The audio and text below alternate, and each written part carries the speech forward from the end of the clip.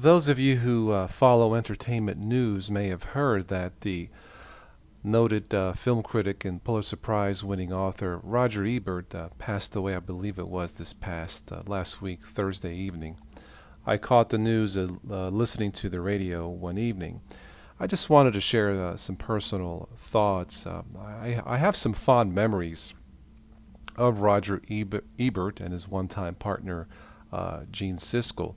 I remember as a teenager tuning into the local PBS station on TV, and there was a program called Sneak Previews, and it was about these two guys who both worked in Chicago for opposing or competing newspapers, and they would review movies, either praise or tear apart a movie depending on whether it was good or not. And even back then, as a teenager, I thought to myself, boy, these guys are two of the best.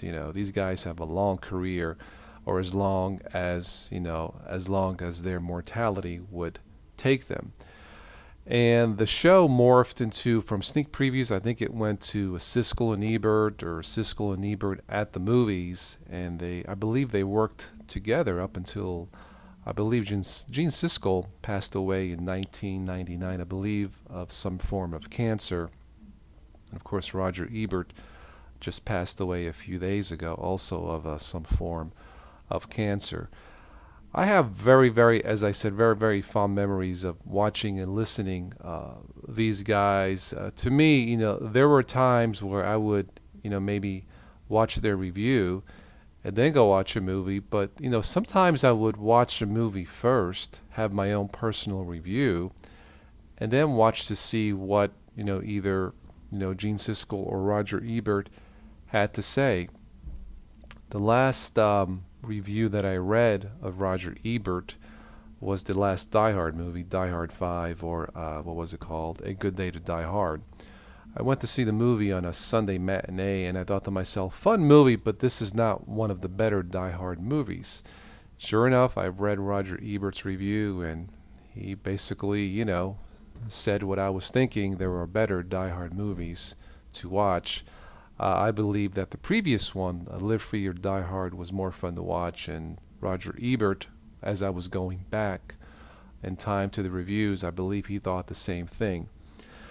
But these guys really, to me, in my view, really a legendary duo when they, first started out and up, back in the mid '70s up until '99, when Gene Siskel passed away. But these were two of the best, and it was really, really fun watching these guys.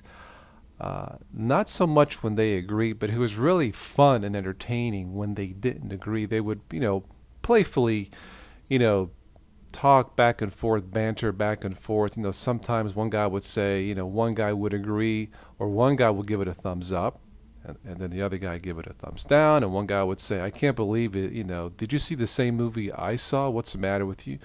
All in good fun. I'm sure they respected each other, and I'm sure that they got along, but even though they worked for competing newspapers, but they were two of the best, in my view, a legendary team as far as entertainment, stuff goes. And I just wanted to share my thoughts and pay my respects to Roger Ebert, really one of the best.